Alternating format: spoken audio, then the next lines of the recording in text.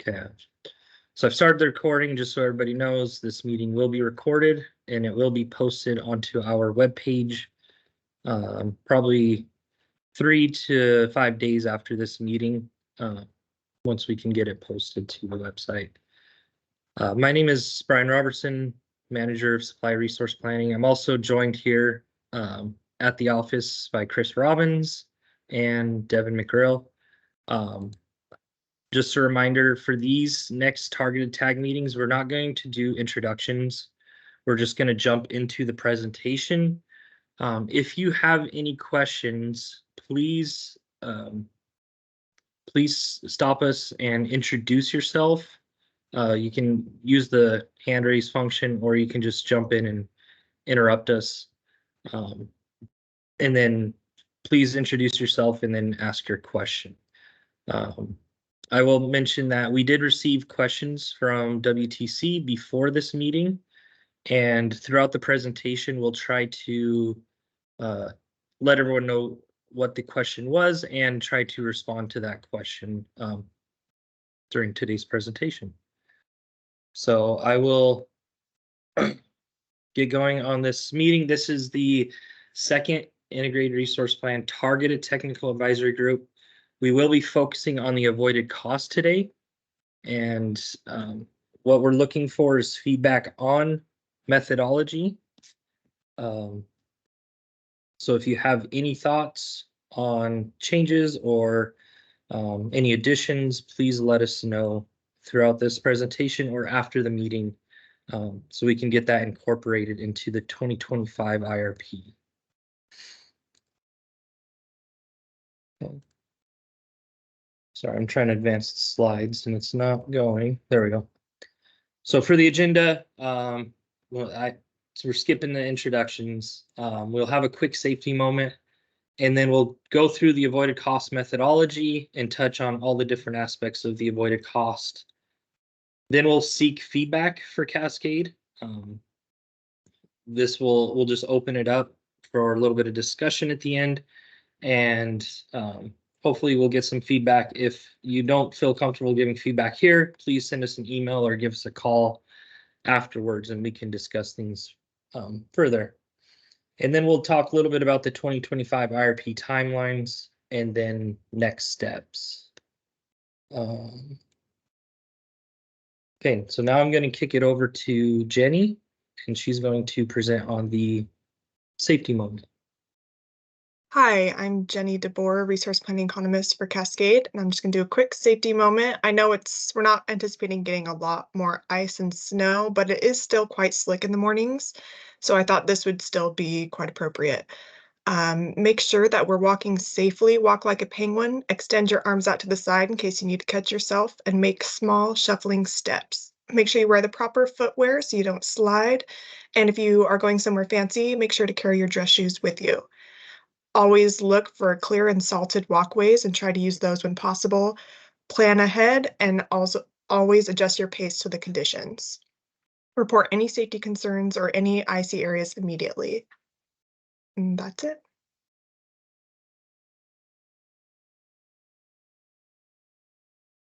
All right, thanks, Jenny. And now we'll pass it off to Bailey. Bailey, if you want, okay, it looks like you already requested control. And you should have control now. And Bailey, you're on mute. Thanks, Brian. Yeah, no problem. Hi guys, I'm Bailey Steves. I'm the newest member of the resource planning team. I'm going to be going over our avoided cost methodology. A lot of this information is still new to me, so my colleagues might be chiming in a bit as well to help me explain some of these concepts. And Devin, Brian, and Jenny, if you guys can help me look for hands raised, that'd be great. I might not be able to see them while I'm presenting. All right. All right, so we're going to be going over our avoided cost methodology and how we put together our calculation in this tag. With avoided costs, there are so many different ways to approach it. So I think that these conversations that can be had with these tag meetings are super important. If there are any questions, thoughts, or feedback, we're very excited to hear it. think I skipped ahead. Okay, so to start looking at an overview of our avoided cost forecast, philosophically, we do a 27-year price forecast now instead of just a 20-year price forecast to allow us to get to 45 years of avoided costs. Specifically, we want to focus on those costs up to 2050 because that's going to allow us to get as accurate as one can get going out for a 27-year forecast. So what is the avoided cost? It's really the estimated cost to serve. I think we have to go back one, actually. Brian, if you can help me get back to the other boxes. No, sorry, back. Yeah, there you go. Thank you. So what is the avoided cost? It's the estimated cost to serve the next unit of demand with a supply side resource at an option in time. It's the counterweight to the cost associated with our energy efficiency programs. So for example, let's say it's going to cost 50 cents per therm to install more efficient water heater.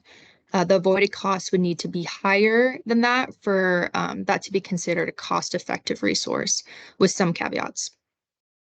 You could look at a more holistic portfolio analysis, and there's also certain measures that are exempt from the cost-effective analysis, but the scope of avoided costs is limited to addressing just these measures. So there are other questions on other processes that are great, but they move beyond the scope of avoided costs. So basically, avoided cost is the counterpoint to the energy efficiency analysis when you're trying to do that cost-benefit relationship.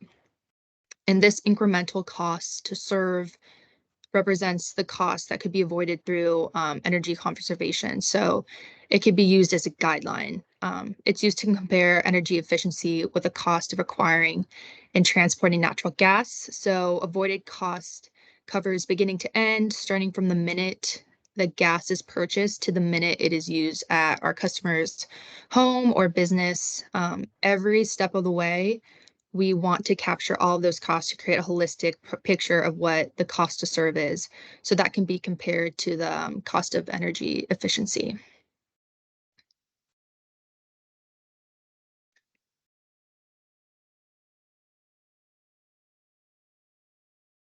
Okay, so as an overview, we're continuing to evolve our avoided cost calculation. A lot of things are going to be similar for those who have participated in our past RFPs. The various elements of avoided cost will need to be reconsidered with regards to emissions reduction goals. We produce our avoided costs on peak day in the case of distribution system costs, it's peak hour, and that's important. That's an important consideration because distribution planning is done at an hourly level. So when we're coming up with a factor or a cost for distribution costs, not only do we want to account for how it performs on peak day, but particularly peak hour. So to explain a little bit how we find that peak hour, we have 3 conservation zones in Washington, and our 4th zone is just Oregon altogether. And these are further discussed in the RFP if you guys are curious. But what we do is we grab a representative sample from each of the zones, look at what the coldest hour was on the cold peak day, and compare that to normal hourly usage. And that increase in usage is the peak hour factor that is used to enhance the distribution system costs on the hourly level as well. Any questions so far?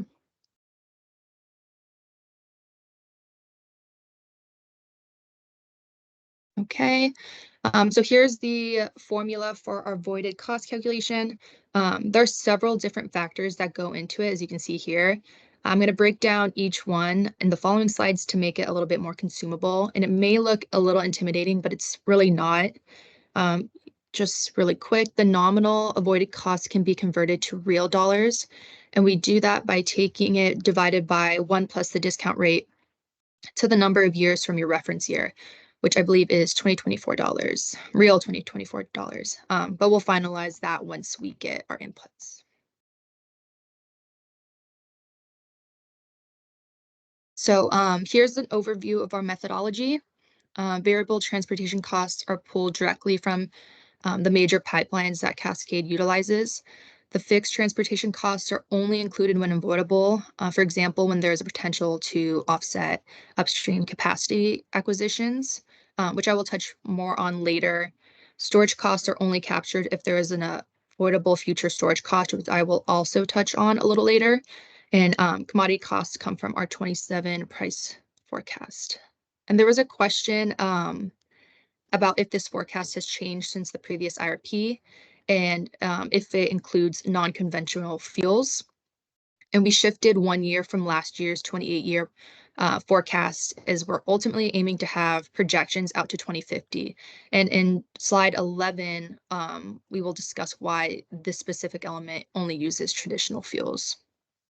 So Cascade will be requesting feedback regarding its methodology to environmental compliance costs. We were asked if Cascade will be reaching out to the Department of Ecology, or if this is just a generalized request for the IRB process. This is just, this is requested of all participants of the tag. All right. So the company's distribution system cost calculation looks at forecasted capital expenses related only to growth and uses the company's load growth forecast to translate these costs to a per therm basis. So distribution system projects can be broken down into two classifications, system integrity enhancements and growth related projects. So system integrity projects would only be avoidable if the demand associated with the project were eliminated entirely. Reducing demand as the objective of the twin processes of the voided cost calculations and conservation efforts does not prevent embrittled pipes from needing to be replaced, for instance. Therefore, these projects are not avoidable. Growth-related projects, on the other hand, are projects that are identified as needed to support forecast demand growth on a given distribution system, since the need is purely related to growth. These are potentially avoidable, or at the very least deferrable. And so they are a part of the voided cost calculation. And this line can become blurred when projections are identified as system integrity projects, but also involve an upsizing of pipe. The system integrity side would be not avoidable or deferrable since there is a significant safety risk identified, but the upsizing element could theoretically be deferred.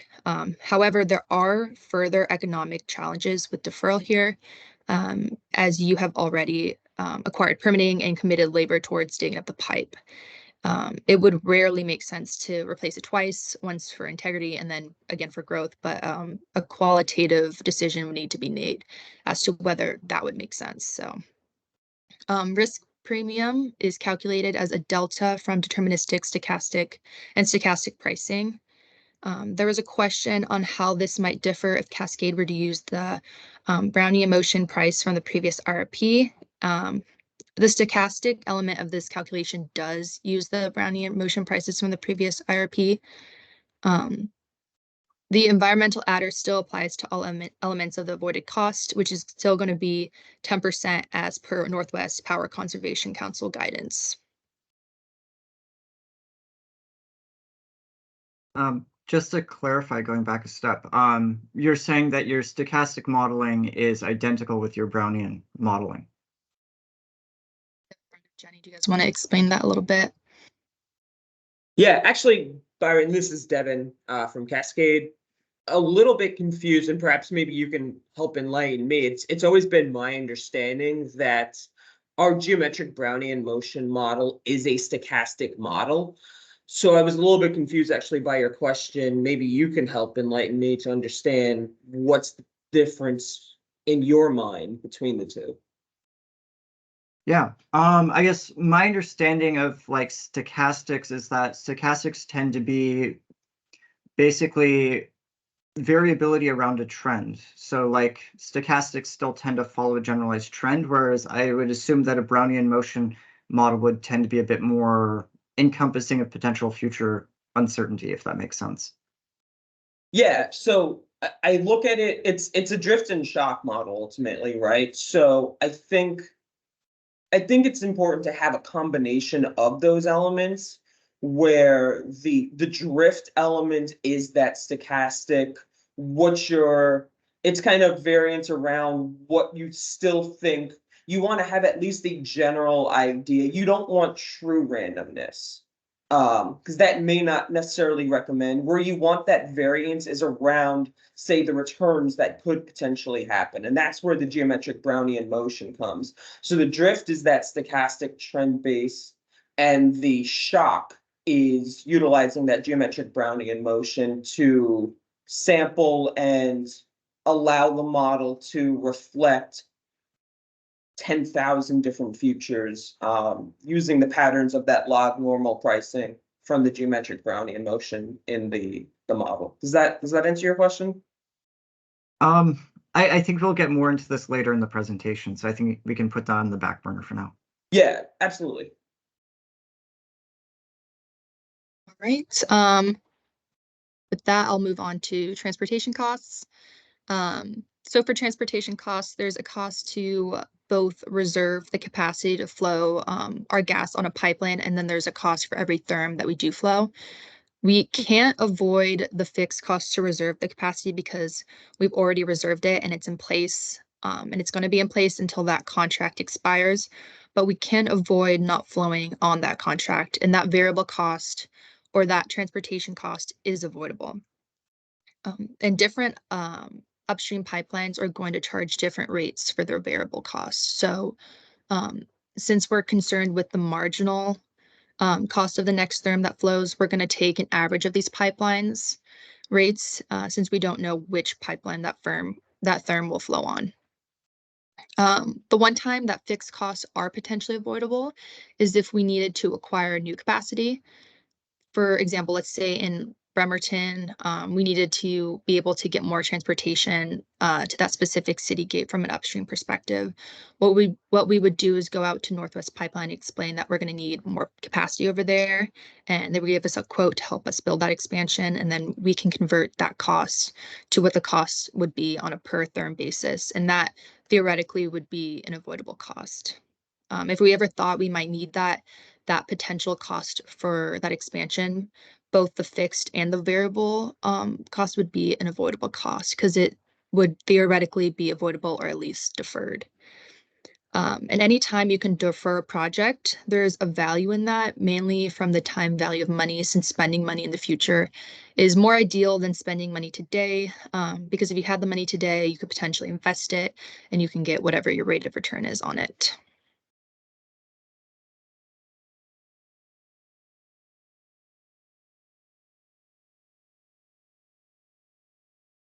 Right, now for storage costs, only the variable costs are really avoidable. Once again, it's only included if it's avoidable. So storage is an interesting one for Cascade because we don't have any on-system storage. So for those of you who are more familiar with Northwest Natural, and they have their MIST facility, which is where they're able to take gas from and put it right on their Portland distribution system. We do not have that luxury. So storage for us is mostly just a price arbitrage and the peak day resource. So from a avoided cost perspective, storage costs typically don't come into play. The exception would be if we were to need to build an on-system storage facility for whatever reason, maybe to serve peak day demand. If all of a sudden we had some great opportunity to build a storage facility, there could be some avoided costs with that because it would hook right into our distribution system, but we don't have that, so you could expect this value to be zero. For Cascade system right now, all storage is off system and provides a net positive benefit to customers. So it does not qualify as an avoided cost. So to explain that in detail a little bit more, I know there was a question on this. Cascade fills its storage assets during the non-heating season and when gas prices are significantly lower than in the winter. And when performing a life cycle analysis of a therm that is purchased from a basin, stored in the summer, and then injected in the winter, the cost savings of the summer-winter spread far supersede any costs associated with storage of that therm, which explains the statement that it's net positive and not a cost you would be able to avoid. I guess if I could clarify the question a bit more, if there were hypothetically, say, a downward trend in, say, use per customer or customer counts due to, say, energy efficiency programs, wouldn't that reduce the amount of gas that Cascade would need to store? Or is the argument that the arbitrage makes up for any of the winter demand in these higher price contracts? Like, I want to make sure I'm understanding that dynamic and trade-off correctly. Devin and Brian, do you want to chime in? Yeah, I can jump in on this real quick. So our view on it, as you know, as Bailey talked about earlier in the presentation, avoided cost is really concerned about the marginal cost, right? It's the next firm to serve. So even though energy efficiency and other demand mitigation measures may reduce the need for peak day demand, there still ultimately is, unless we entirely avoid the need for demand in a given climate zone, there still is potentially at least that one therm to possibly avoid. And so then when you're evaluating that therm, you want to kind of do that life cycle analysis of it from purchase to transportation to ultimately distribution, to accounting for its environmental compliance elements, all of that stuff. And so then one element to consider for that one marginal therm, because even if you've avoided, you know, a significant amount of your load, you're still going to have a next marginal therm that could potentially be avoided. And so if that therm were to go through a storage process, kind of as you just said, Byron, the arbitrage opportunity of buying $2 Sumas gas in the summer and then utilizing it in the winter when prices are $10 far outweighs any costs to store or transport that via storage. Does that make sense? Yes, I'm going to see if I can repeat it back to make sure I understand.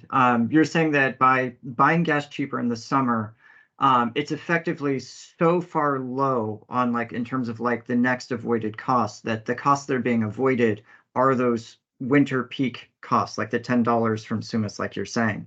And so the amount of avoided energy or avoided costs would never actually get far enough down to actually be avoiding the summer price. Yeah, exactly. So like if we, because Okay. yeah, it's tricky to think about in the sense that this is an avoided cost, which is a positive for customers, while most things that you avoid end up being, yeah, so like just to use numbers on it real quick, let's say it costs 50 cents to store that unit of gas. So that if we utilize storage for a $2, $10 winter summer spread, let's say, that we've saved $8. We want to then make sure we're backing out the 50 cents. Theoretically, we do have to pay for it. So we are saving our customers $7.50 by having storage. To think about it another way, if you avoid, because commodity cost is a part of this, right? And that's a lot of where this element interplays with it. If you avoid the utilization of storage, you're avoiding the opportunity to save $7.50. So theoretically, one can almost argue that that's a negative against the avoided cost. But since that's not a consideration we would ever put towards the avoided cost in terms of having a negative value in that calculus, it's just considered a zero value. So taken to the extreme, if Cascade were to increase its storage equal to its total winter use, you could drive down avoided costs considerably. If you were, and this gets back to something, and this is actually more of a policy thing that's, you know, in both states we deal in, actually, there's not really an appetite for negative avoided costs. But theoretically, if it would essentially counterweight against the commodity cost element, right? Like if the commodity cost element is $4 per dectherm, but 40 cents per therm because we're weighing everything in therms, but all of a sudden storage now allows you to not have that 40 cents per therm, but essentially have a 25 cents per therm, then if you're going to reflect your commodity cost at 40 cents, in this theoretical example, your storage value would be negative 15 cents. In your extreme example. And that's something, you know, as we talked about, there's not really an appetite to have negative values in the avoided costs. So it's just kind of zeroed out for the calculus. Okay, thank you. Kathleen, I think you see your hands up. Yeah, I saw Kim's question pop in. She was asking, can we share a written version of our approach for distribution system planning considerations of integrity versus growth? So that would be in our distribution system planning section of our previous IRPs and how that kind of plays in. So if we have a growth deficit, we would have discussion on if integrity kind of comes into play on the project on the alternative analysis. So like, for instance, like if we need a reinforcement to support growth, you could look at routes, or, like a loop, I guess is what I would call it. And you'd compare that to like replacing, the section in place. And if there's integrity going on, you would, kind of accomplish two goals by, upsizing and replacing the existing line. So that would be like in the alternative analysis, and it would be like in our explanation of why we chose one alternative over another. So hopefully that directs you where you're looking. Do you have any more questions on that, Cam? Yeah, thanks. Actually, I do, because in my experience, I think we've struggled to have that articulated in the IRPs, and I know it's something that we've been evolving and working with, and I really appreciate the additional detail. So I think just sort of in order to have something to provide feedback on, it's helpful if there's something new or additional sort of clarification around how you're addressing that integrity versus growth decision-making process. It's just helpful to have it written so we can respond to it. But if it's the same as what it was in the last IRPs, then I don't have anything else to ask for. I mean, I think we still have questions, but if that's been updated or if you refined it, it'd be really valuable to have that so we can respond to it. Yeah, I'll flag a note. So the whole point of this is to like get input, and hopefully make this, better. So yeah, I mean, yeah, maybe we need a little more explanation on that. So yeah, I can flag it as, I know we relook at all the write-ups. So yeah, that'll be something we provide, with the 2025 IRP. So yeah. Great, thank you. Mm-hmm. Yeah, thanks for those questions. I was just doing a quick time check. We're about 30 minutes in, and we still have about 20 slides. So we're gonna, hopefully people can stay a little bit later, but hopefully we can keep moving this along. We will make sure that we touch base on these questions and get a response to everyone in writing. And Eric, I see popped in. Or did you have a question or? Okay. I'll try to move through these next slides that I have fairly quickly so we can make time a little bit better. So for commodity costs, make sure. Moving on to commodity costs. There we go. So commodity costs come from our price forecast, and during the 2023 IRP tag process, there were questions about whether this represented Cascade's marginal commodity cost. Some stakeholders brought up the idea of RNG being a more accurate representation of Cascade's marginal commodity cost. However, when evaluating the cost of RNG, it's important to separate the physical gas molecules from the environmental attributes. And this is because the avoided cost from the environmental attributes is already captured in the environmental compliance cost element of the avoided cost. So including it here would be double counting this cost. The physical gas molecules are typically valued at the basis price of one of the basins Cascade purchases from, which aligns with Cascade's current methodology of using its price forecast to capture avoided commodity costs. All right, moving into environmental compliance costs. In 2023, we have the social cost of carbon with a 2.5% discount rate adjusted to real 2021 dollars, which is meant to capture that cost of compliance with it. However, with the passing of the Climate Compliance Act, Cascade believes it may be more accurate to utilize the company's marginal compliance cost associated with this rule. An example of this would be the projected cost of CCA allowances. And we were asked what the statutory or rule basis for excluding either cost. So staff's historical position has been that Cascade has needed to follow RCW 80.28.395 when evaluating the cost of carbon, which dictates the use of the social cost of carbon with a 2.5% discount rate adjusted to real dollars as the cost of carbon. And with the passing of the Climate Commitment Act, Cascade knows what its marginal abatement cost for carbon is with regards to this piece of legislature. And we believe that this may be a more accurate representation of the company's cost of carbon. So both of these items attempt to quantify the cost to abate 1 metric ton of CO2e, and thus using both would be double counting this element. There's also a question on how Cascade, oh, I'm sorry. Yeah, to clarify, the social cost of carbon is the kind of externalized cost of carbon upon the public and like society writ large. The CCA is a market pressure in order to kind of put a cost on emissions in order to guide the reduction in emissions. On a theoretical basis, those are different goals. They're doing different things. Is there any statutory language that says that you're not supposed to count both? So this is Devin. I think this is an interesting subject. It's almost getting into a philosophical discussion at this point, right? Like, I think your point is correct about the social cost of carbon.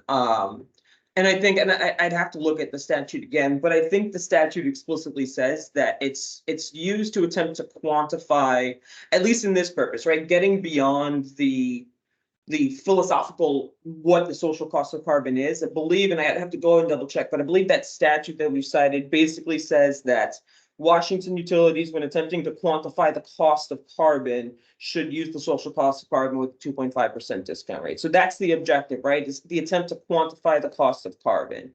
And the CCA, if it's doing what it's purporting to do, is using the dollars spent. So just using allowances, because I think it's the easiest kind of counterweight.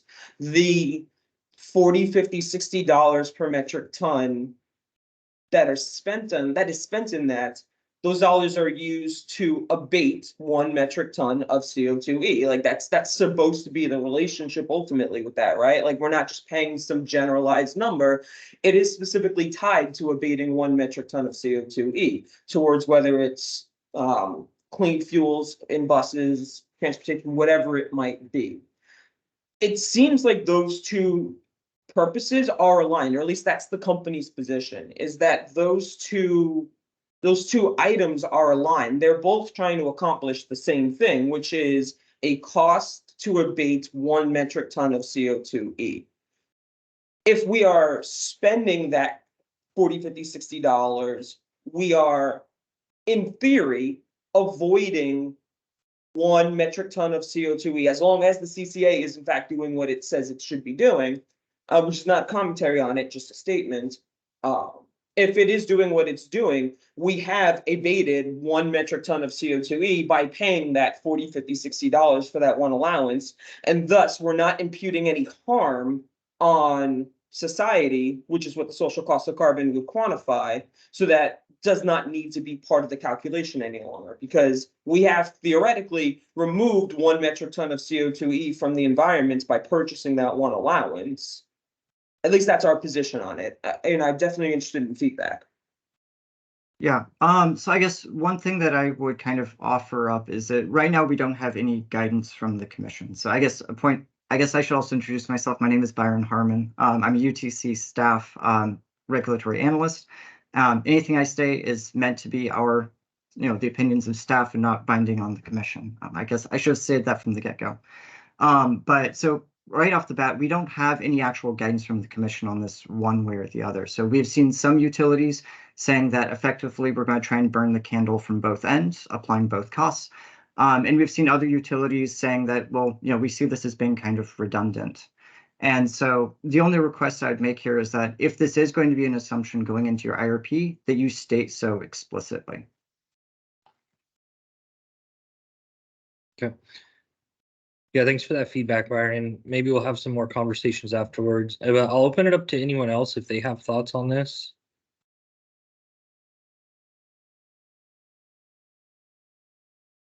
Yeah, I see Matt.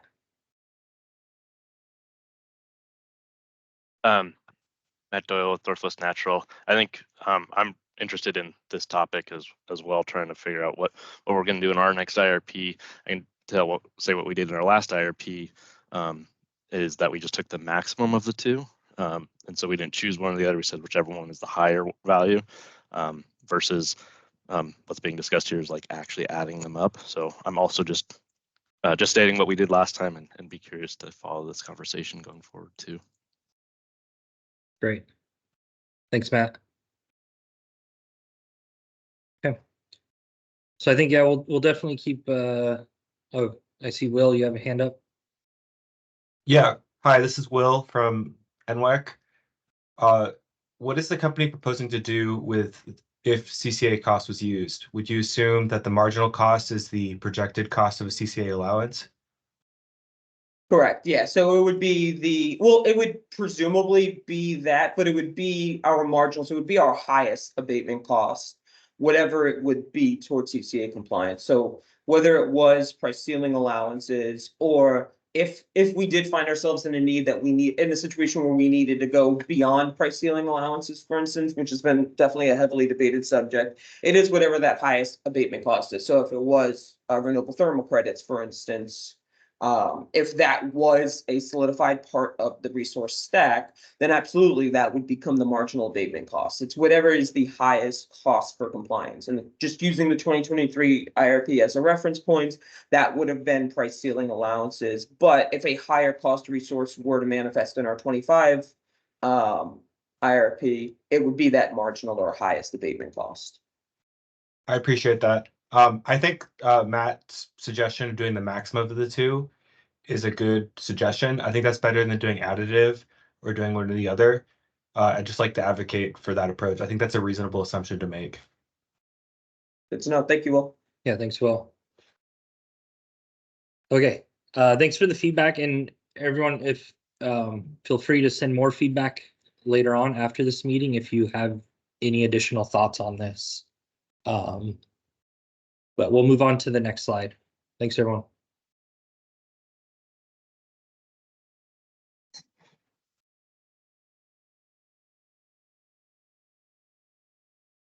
Okay, so let's talk about distribution costs for a little bit.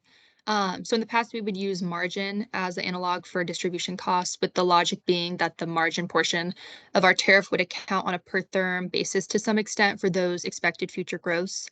And after talking with some other companies, including our sister company, IGC, we decided to move away from that and really only look at the capital expenses, which should theoretically be a partial part of the margin anyway.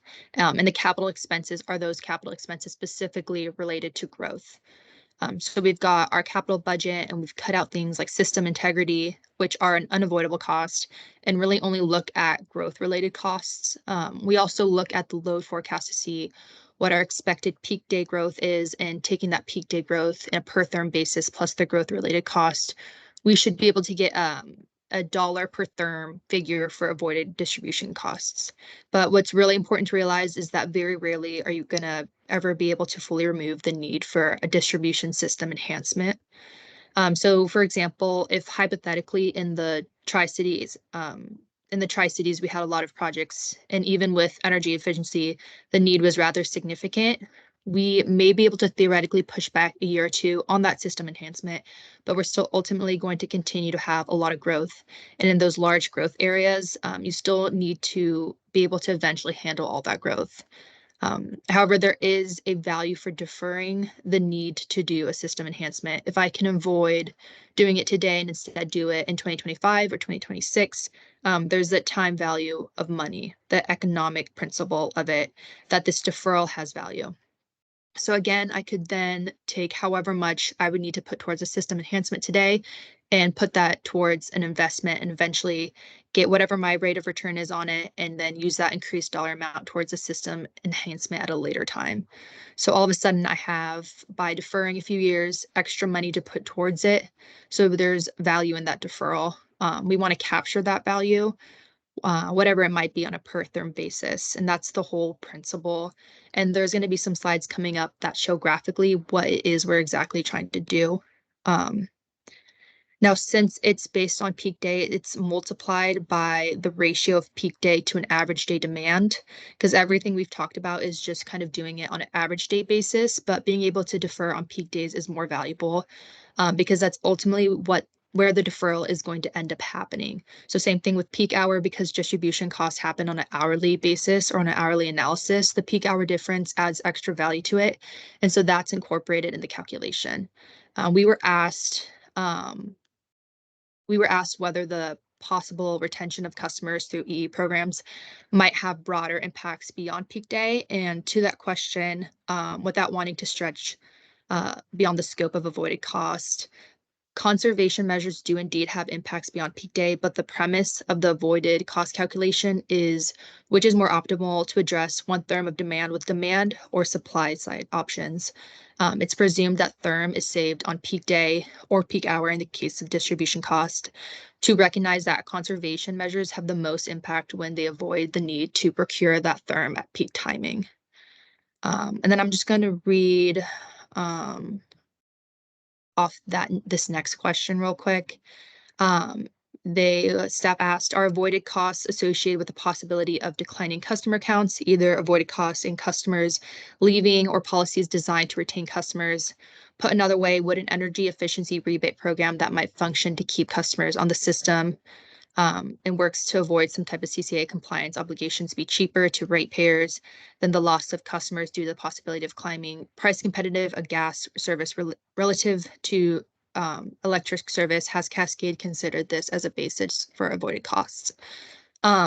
This is a very good question. We talked a little bit about CCAs just a minute ago, but this would require a regional effort because we do not have many of those inputs needed to quantify the electric side of the argument.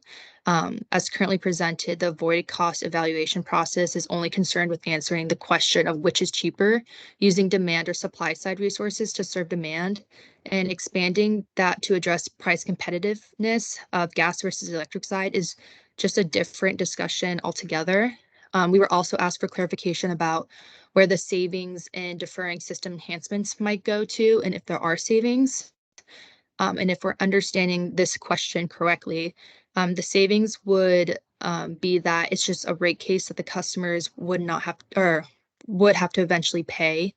I kind of gave a non-utility example to explain the time value of money, since we're trying to present this in a way that's going to make it more accessible to the common person. But to answer the question, in the utility world, the way it functionally works is it's a cost that customers don't have to pay for X number of years. Sorry, I'd like to clarify a bit about staff's assumptions underwriting that question here. So pursuant to WAC 480-90-238, subsection 2, subsection B, under lowest reasonable cost, utilities are meant to also look at risks imposed on ratepayers. Staff sees a very foreseeable risk about a clear systemic instability related to both the housing or the building code statutes on the book as of 2009, creating the clear possibility for declining customer counts after or before 2031. What we've seen from other utilities IRPs is that as customer counts decline, the ratio of fixed cost to customers goes up, and that increases the costs on a per customer basis. That's how much customers are paying in terms of rates. We also see with CCA that there's a distinct thumb on the scale, increasing the per unit costs on customers. And so the likelihood, there seems to be a very clear likelihood and risk to ratepayers that as customers leave service, either due to declining cost competitiveness or to building stock attrition, that the system may become unstable and lead to detrimental bill impacts on customers. And so it seems that there's a very clear possibility here that if energy efficiency were targeted to keep certain customers on the system, that from a per customer perspective, from a rate perspective, like bill impact perspective, it would be cheaper for customers to keep other customers on the system using targeted energy efficiency, and that might offer a basis for avoided cost under the lowest reasonable cost definition found in WACC. Has Cascade considered it from that point of view? Hey, Byron, so this is Devin again. Honestly, I think this is a fantastic question. I think we are definitely interested in feedback about this from others, because your point about declining customers, I think, is certainly a valid one. But there's a lot of questions, I think, that come associated with that as well, right? Like, if we're ultimately, you had posed that question, and there's questions associated with that about how do we then perform the calculus to understand what is the life cycle cost for a customer to stay with us, including a rebate, let's say, for energy efficiency, versus the alternative of switching over to electric service, the cost associated with that, the cost of transmission, distribution, any environmental compliance costs that may happen on the electric side if it's not a green resource, all of those questions. A couple of points I have to that. For one, we have difficulties, and we've talked about this throughout the IRP process before. There's challenges for us not being a dual fuel utility in terms of getting an understanding of what those counter costs are. We service many, in our service territory, there are many local utilities, local PUDs, that it would be quite onerous to get all of that information. So that's one challenge as it is, and that gets back to kind of a point we've brought up about kind of really more of a regional approach potentially needed for this versus just a localized approach.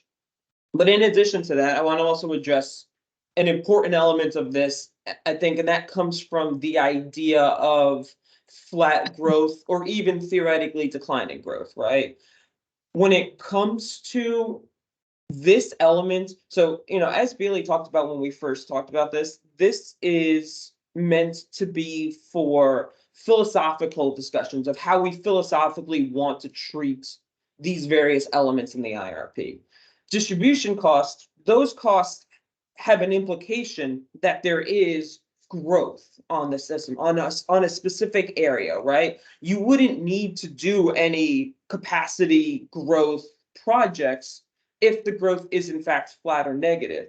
So we're trying to take an agnostic, non-judgmental approach when we're doing these presentations on philosophy.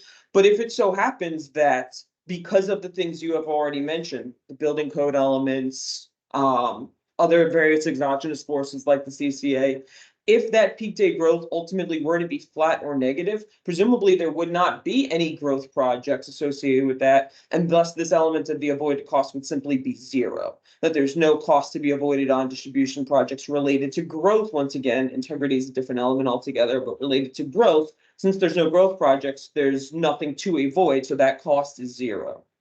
So I know that's a lot kind of to talk about on that, but I do think this idea of the impact of declining customers on avoided costs is, I think, a fascinating subject. I'm concerned about, because this ultimately, the avoided cost is meant to really deal with the questions about getting it back to its very fundamental premise. It's meant to deal with the question of, is it better to serve one unit of customer demand with demand side or supply side resources? And I see your point about the risk being a holistic risk in terms of looking at impacts to ratepayers and things like that. I don't know if the current avoided cost process is equipped to answer those questions. But we're certainly interested in feedback on it. And that's kind of the macro answer. The micro answer related to this question, I would say, is from a philosophical perspective, if it is in fact declining customer growth, then this element ends up being zero. Right. I guess my interest wasn't so much talking about distribution costs per se, but more considering avoided costs in terms of ratepayer, like bill impacts. So that is, if we can retain more customers on the system by reducing the acuity by which they feel CCA. So that is, if we lower people's overall energy use, that means the total number of allowances purchased goes down, which means that the bill impacts system-wide goes down, which means that people are more likely to stay on the system. And so there's a very clear trade-off between targeted energy efficiency for customers who are prone to leaving, and bill impacts from customers leaving due to increased fixed costs to customer ratios. So I'm not talking about distribution costs here. I'm talking about customer bill impacts and from avoided costs from their perspective. Yeah, I do think this is, it's a fascinating question. To be completely transparent, it's not a question that we considered until you brought it up. So thank you for bringing that to our attention. And I think that's reflective of the fantasticness of this tag process, is where it helps us identify blind spots that we may not have considered. I think there are a lot of questions, like I said, that I've mentioned about the feasibility of even doing that analysis, but I think it's an important analysis to consider. So I think we'll definitely want to take that back with our team, and talk about that further and see, Yeah. What we can do about that. And once again, truly, thank you for bringing that up, because I think it is an important element for us to consider. And I think just to kind of highlight the kind of, I guess, how imperative it is. And I think Caleb Reimer is on the call, and he can speak up if I'm misquoting the data here, but I think it was said that participation in the new construction energy efficiency rebate program had declined by over 75% in the last 2 quarters. Is that accurate, Caleb? Yes, I do believe so. And I think that Matthew Doyle is on the line as well. He spoke earlier. I think that the AEG folks in their conservation rebate program had made a similar statement that they were planning to end their new customer rebate or their new construction energy efficiency rebate program as well. Do you happen to know anything about that, Matthew? I don't. I'm not the energy efficiency expert, so Okay. I don't No want worries, to comment no on worries. it. No But I worries. do think it's declining. So there's a question about like new construction versus existing buildings here that I think needs to be kind of thought about and understood. Yeah. And So I think that questions about declining customer counts, I think the question I don't think is so much if, but when. Yeah, that's helpful, Byron. And if you have any additional thoughts on how something like this can be incorporated in the actual calculation, providing feedback on that would be helpful. We'll take this back. We'll throw around some ideas, and try to come up with something. But if you have any thoughts on like how to actually calculate it in the avoided costs, that would be helpful as well. Okay, I appreciate that. Yeah. I'll follow up with staff comments within a week. Perfect. Thank you. Brian, for the sake of time, do you want me to just skip through the capacity modeling illustration and move on to the cost of capacity? Let's not skip it, but if we can try to breeze through it a little bit, yeah, that'll be helpful. Okay, I'll try my best. Okay, so here's a simple example of what capacity modeling has looked like in the past. So we've got our peak day load, that ascending arrow you see, and we've got our initial capacity. There we go. All right, and the next slide at that intersection point you see is that point of deficit. So from that time onwards, we're not gonna have enough capacity. And in the past, usually what would be considered is increasing that capacity. So now, as you see on this slide, there's an option to upgrade your capacity. You see that point of deficit has been moved out over time a little bit, but there's another thing that we can do, and that's bring down your forecast peak load. There has been a big push in the region to look at this as a potential resource. And so what we're trying to do in the avoided distribution costs is capture what that value would be.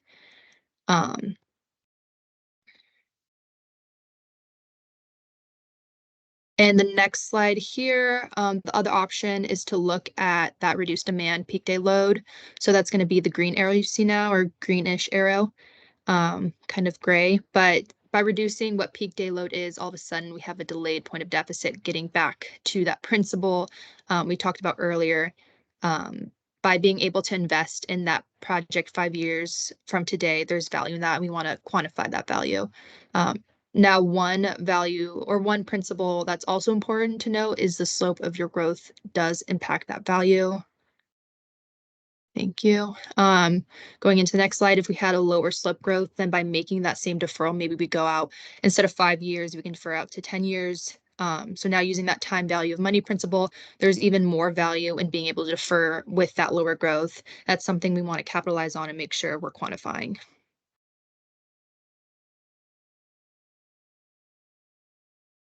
Okay, let's talk about the cost of capacity enhancement. Oh, I'm Sorry, sorry. if I could ask a question here. If we can use these models with this, currently these models seem to assume growth over time. But if the growth were to say go up and then down, could this be used as a measurement for like the cost of stranded assets and anticipating whether assets would be stranded? This is Devin again.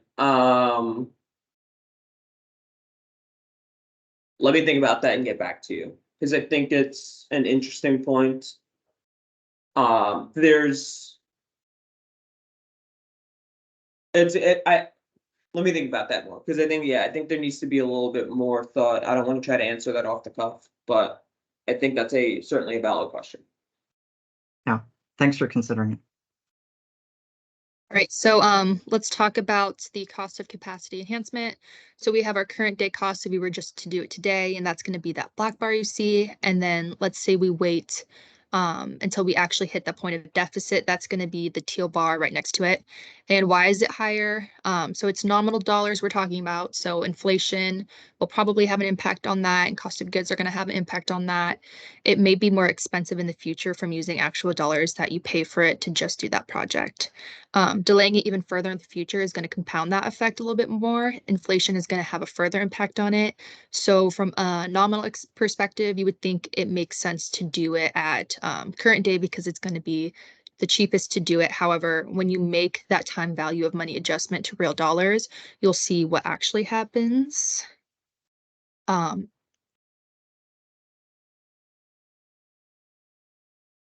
You'll see what actually happens is that cost goes down. By looking at using our rate of return to capture that value, we're able to get a lower cost in the future for doing it because we can use that money and get that rate of return on it. And that's going to be the value we're looking at. So if you go to the next slide, the difference between the cost at the point of deficit versus at the delay deficit is the present value of the deferral that we want to ultimately utilize in our avoided cost model for distribution costs. And to touch on the calculation of the present value of deferral a little bit more, and I'm going to try to illustrate this with an example. Suppose we had a hypothetical project in Kennewick scheduled for 2026 to spend $1 million towards what was identified as a needed distribution system expansion to satisfy growth, relating back to the figure on slide 15, if you guys remember. This would represent the hypothetical point of deficit incurring in 2026. So let's assume that peak day growth from 2026 to 2027 is 10,000. And also let's assume that our real discount rate is 4%. It's important to use the real discount rate as it's assumed that year-over-year costs will increase by inflation. So that must be backed out of the discount rate. We would know now that by reducing demand through conservation by 10,000 therms, that we will delay the point of deficit by 1 year. So to quantify this value, first we need to adjust the capital outlay to 2024 dollars with a pretty simple present value calculation of 1 million times 1 over 1 plus the real discount rate to the power of 2026 minus 2024, or simplified down to 1 over 1.04 to the power of 2. And this gives us the value of the cash outlay in today's dollars. And then from here, we calculate the value of not spending the money in 2026, but rather spending it in 2027 by multiplying the present value of the $1 million by a real discount rate, which represents Cascade's real weighted average cost of capital. The value is deferral value, which you then divide by the number of therms you will need to avoid. So 10,000 in this example to get your deferral value per therm. There's no questions on that. I'm going to move on to risk premium.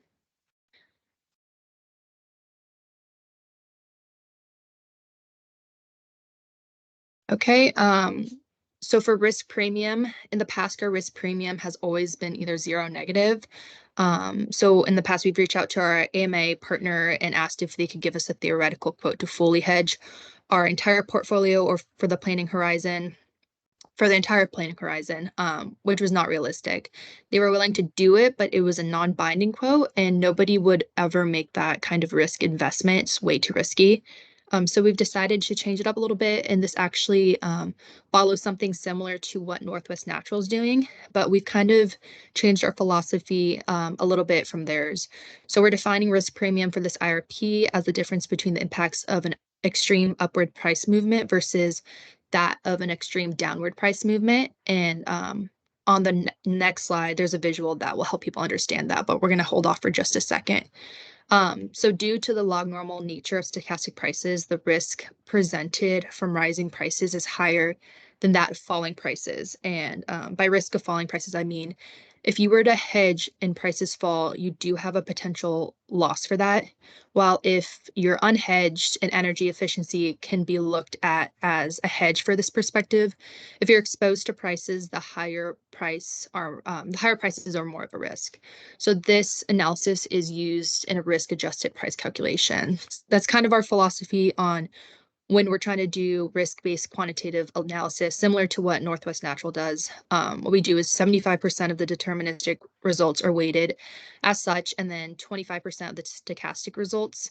It's qualitative adjustments, and we've been doing it for a few years now. We like that it still weighs more heavily towards what you would expect to happen, but still gives credence to that unexpected. So we do that similar process in the risk adjustment price analysis calculation, and that's done to calculate the final risk premium.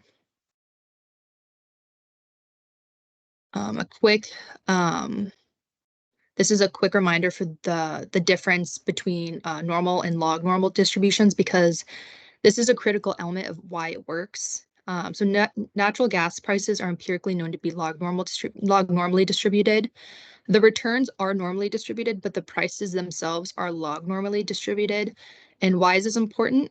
If they were normally distributed, the neon green bar you see would tell you that the difference in an upward movement and an extreme low movement, if you take the average of that, it's going to match exactly with your deterministic or mean value. And that's what allows for a lot of analysis based on normal distributions to actually happen with log normal distributions. However, it works a little bit differently. You're going to have more of the data points concentrated on the low end, but the extreme prices are going to be a lot higher. So if you took the 99th percentile versus the first percentile of a log normal distribution, more often than not, what you're going to end up seeing is the difference in that higher lower average is going to be higher than your deterministic or your expected mean value. And that difference in value is what we're able to capture as the risk premium. So here's an actual example. What we did was take our stochastic SUMAS pricing, and this was for one particular month, November 2023, and 10,000 draws. We took 10,000 draws of SUMAS-based pricing on the variance that we entered in, the expected pricing correlated to the other basins, and so here's the result of that. So you can see it has a similar shape where you have more data points concentrated on the left tail, but the extremes are a lot higher on the right side. The lowest it gets is pretty much 0. There were a couple that went to the negative, but mostly we can ignore those because they're so far out in the ranking of the 10,000, like maybe 10 draws of 10,000 that are in the negative or something like that. Those can be considered anomalous events.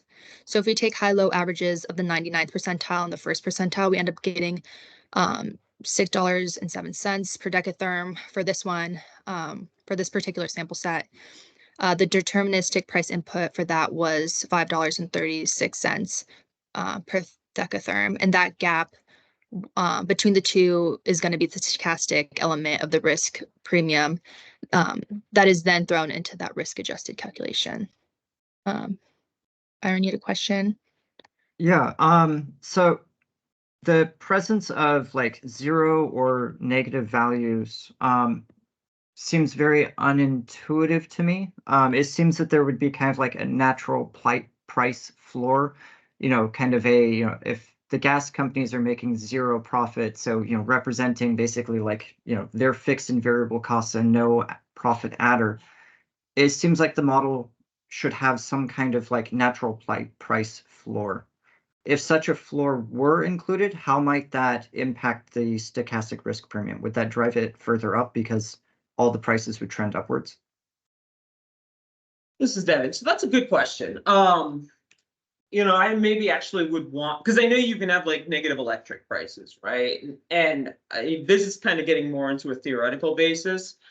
I mean, when you're thinking about like costs of flaring and stuff, or like, oftentimes we'll have major, like, or not oftentimes, but if there is a major issue, let's just say with Alberta, right, with how that supply is kind of cut off, could that cost go into the negative? It's obviously, it's an extreme event, right? Like, I'm quite positive that that -1 tranche you see is within less than 1% of the actual representative samples. So, or a frequency of less than 1%. So, as it is, it ends up being truncated off of the results, because at that point you're getting way too far into black swan territory, where you really just want to look at, for us at least, when we do value at risk analysis, we're looking at the 99th percentile and 1st percentile. So my initial reaction, so I think initially why we didn't concern ourselves with it is it's an extreme result that's rather ignored, because it's not within that 99th or 1st percentile of analysis. But getting back into the practicality of it, it's a good question. It's one that I'll probably want to take back to our gas supply guys and have a conversation with them about, because I could, in the same way that the electric market can go negative, I feel like, this is just me talking, off the cuff, I feel like theoretically gas prices could go negative, but in practice, I don't know if that actually happens. So it's a good question. I'll absolutely take it back. And we can always modify our, Tom Party, gave an answer that prices in ACO did in fact go negative at one point. So it's a rare occurrence, and I think the fact that the frequency is so ridiculously low helps reflect that rarity. But it is technically feasible. Yeah. Thanks for that insight, Tom. And Yes, thanks for the thank you, answer. Tom.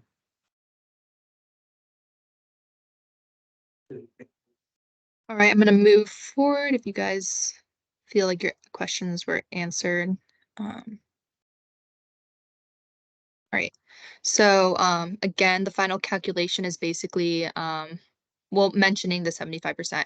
The final calculation is basically that we take that deterministic price, multiply it by 75%, and then we take the average of the 99th percentile on the 1st percentile price, weigh that by 25%, and then we take this risk-adjusted element minus what we'd expect the prices to be. And that difference is going to ultimately be what our risk premium is. And we like this because it captures the difference between expected pricing and a blend of deterministic and stochastic pricing, and it's consistent with some of our other processes. We use the same or similar risk-adjusted methodology when we're doing our portfolio analysis for both serving demand, total system costs, and environmental compliance. And this captures the increased uncertainty around pricing. And then we had a question on this last bullet here. I'll just read it. It says, does this premium include CCA compliance costs uncertainties such as variations in price at auction? Additionally, can you speak to Cascade's preference here for stochastic prices over Brownian price forecasts? So currently, compliance costs are modeled at the social cost of carbon, which is a known quantity. As we mentioned before, if we do shift to our marginal abatement costs, there might be value in the uncertainty of conservation versus the risk in CCA allowance price variance. But we do need more data to discern the nature of allowance price movements. If there were to ultimately follow a normal distribution, for example, the risk of rising and falling prices would be equivalent, and therefore there would be no quantifiable value to mitigate. To the second question, I think we kind of already went over this, what Brownian prices are forecasts versus stochastic prices. So I'm not going to clarify any more on that. If there aren't any more questions on this, I'm going to move on. You actually see on this next slide, our risk premium in the short term is very slightly negative. We just zero that out for this process. It's basically just because there's not enough short-term variance that will create enough risk premium. So we just zero that out. But as you see, if we go forward in time, there's going to be some inconsistencies. But overall, the trend is an increase in risk premium over time. And that's what you would expect to happen as you're going further in the future. Risk premiums continue to increase, and that reflects what you would expect to happen in the real world. If you go further in the future, there's more uncertainty about it, and so the value of energy efficiency, which is theoretically a certain defined value, is more valuable than the uncertainty that you're exposed to with markets. Okay, and then for the environmental adder, it still applies to all elements of the avoided costs as per WTC staff guidance, and it's still 10% as per NWPCC guidance. And I think that's all I'm going over. Yeah, thank you, Bailey. And I just wanted to give everyone a reminder, we did see some numbers throughout this presentation. These will be updated for the 2025 IRP once we get all the feedback on the methodology. So I'm going to go through the upstream. The last piece is the upstream emission rate. So you can see in the slide, it's highlighted in that greenish color. This is focusing on the upstream emission rate calculation. And to start it off, we have the methane unit of natural gas, which is the 93.4%. And this is calculated by pulling, we pulled some Northwest Pipe data on some of the areas that we are looking at, where we get our gas from, and the methane content was somewhere around 92.7% on average. And so this is pretty consistent with the 93.4% that we've seen in other locations, such as the AGA Energy Analysis Report from 2020. We'll still take a look at that and see if it needs to be updated. There was a question about what the other 6.6% is, and we've dug into that a little bit, and there is a little bit of CO2 that we are going to look at and see if we need to adjust our number based on that value. I will say I looked at the chromograph numbers that we pulled last time we did this, and the average CO2 and methane actually added up from the locations we pulled, added up to 93.5%.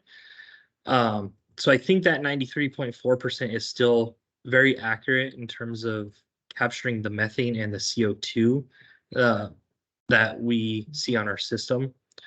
But we'll definitely take a look at that further and make sure it is accurate and consistent in this 2025 IRP. The other 6.6% other than the CO2 is like butane and other gases like that. And from what I understand, those, when they are leaked, don't have as much of a global warming impact than what methane and CO2 have. Those also fall outside of what is defined in House Bill 1257 as a greenhouse gas. So that's another reason why those are excluded from this calculation. And then one other thing, just to put the upstream emissions into a little bit of perspective, the calculation that we did last year increased the avoided cost by 5 cents per decatherm. So it's a very, very small number. When we're looking at this 6.6%, if you assumed the same amount of global warming potential, you're probably looking at half a penny of an impact to the avoided costs. It is a very small impact, but we still think that's very important to take a look at, and we'll make sure that the numbers around this are accurate in the IRP and that we have some language regarding all the numbers. To move over to the upstream emission loss factor. So this is the Canadian rate of 0.77%. This is similar to the Northwest Power and Conservation Council, and I think several other utilities use this as well. In the last IRP, we adjusted this percent. It was 1%. We bumped it up to 1.43%. We'll take another look at that and make sure that it is consistent with some of the other reports that we're looking at. And then these percentages here, this is kind of Cascades, where we get our gas from, about 65% from Canada and 35% from the US. And we'll make sure those are updated as well for this IRP. But once you multiply those all together, you come up with 167 units of methane in the natural gas. And then that has to be converted to a CO2e value, which in the last IRP, we adjusted this. I think it was maybe 25. I don't remember off the top of my head. I'll have to look it up. But we did adjust this to 28. We'll make sure to take a look at that again. But if anyone has any feedback on these calculations, please feel free to provide that feedback or any thoughts on anything additional. Oh, and I need to jump back to this upstream emission loss factor because we did have a question. Is our distribution system loss rate included in this calculation? And it is our understanding that these calculations here, the 0.77 and the 1.43%, that is from getting the gas out of the ground all the way to up to our customers before we get to this customer emission rate. So we believe that our distribution system loss rate is included in this 0.77 and 1.43%. So once we get this upstream emission rate, we add it to our end use emission rate, and these are both included into our total emission rate, which is applied to our avoided cost. Are there any questions, thoughts on that? Yeah, in previous staff comments, we floated the idea of looking at basically purchases of gas, so from Canada and from like the Rockies, and then comparing that to sales in order to estimate distribution system losses. Have you guys evaluated that recommendation? I want to say we did, and I thought I had provided some feedback in the last year's feedback report. I'll double check on that, and I'll follow up with you, Byron, on a response to that. Thank you. Yeah. Okay. So with that, we have come to the avoided cost conclusion.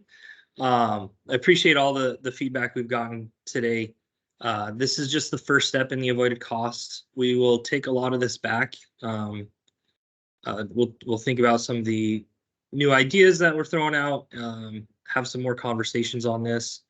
Once we end this meeting, this is not saying we're stopping conversations on avoided cost. We look forward to having many more conversations and hopefully coming to an agreement on some methodologies before the June 1st full tag meeting. And so, are there any other thoughts? I know we're kind of past time, but I do want to leave it open, and feel free to reach out to us. I think on this next slide, oh no, in a couple slides we have some contact information, but first I'm going to just do a quick pause for any other feedback.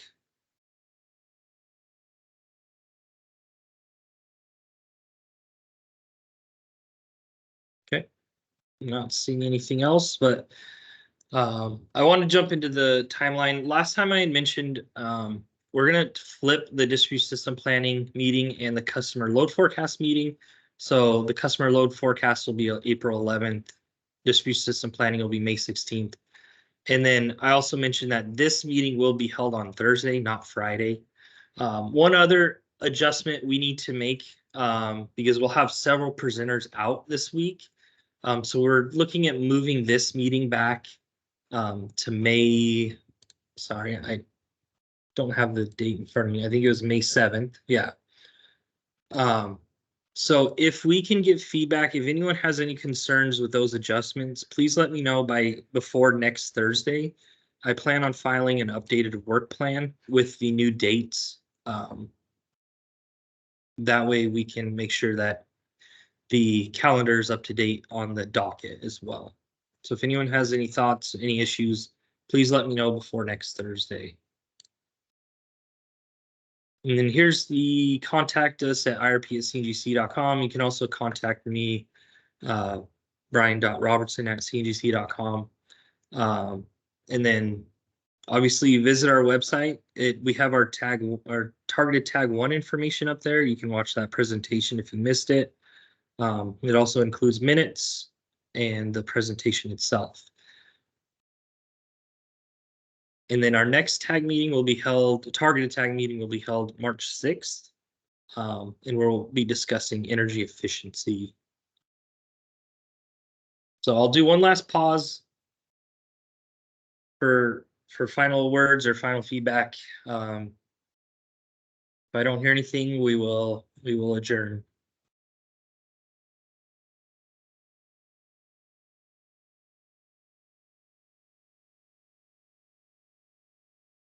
All right, not seeing any hands, not seeing anyone come off mute.